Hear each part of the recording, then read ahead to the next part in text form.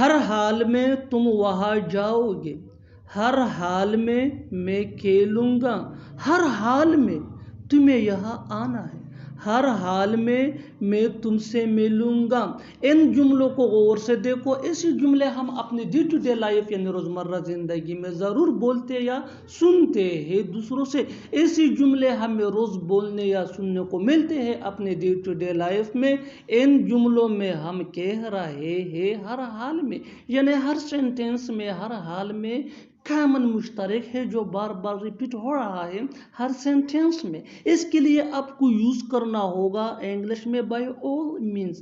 By all means مین ہر حال میں۔ آئیے کمپلیٹ اسٹرکچر دیکھتے ہیں۔ Let me explain sentence plus by all means. Sentence یہ سچویشن کے حساب سے ہوگا اور بائی آل مینز یہ اسٹرکچر ہے دیٹ مین ہر حال میں۔ یہی وہ فارمولا ہے جس کی مدد سے آپ بھی ایسے جملے سیکھ سکتے ہیں انگریزی زبان میں آسانی سے۔ That can be really help for you.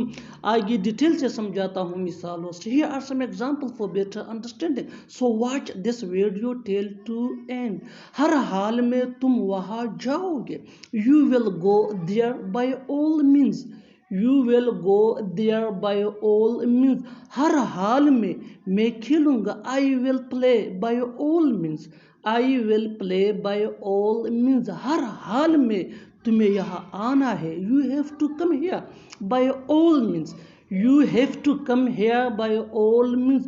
ہر حال میں تم سے ملوں گا۔ I will meet you by all means. I will meet you by all means. اور آخر میں یہ سینٹنس آپ کے لیے کنورسیشن میں اس کا جواب ضرور دینا۔ ہر حال میں انگریزی سیکھوں گا۔ ہر حال میں انگریزی سیکھوں گا۔ Subscribe to English PS for more advanced English sentence structure. Thanks.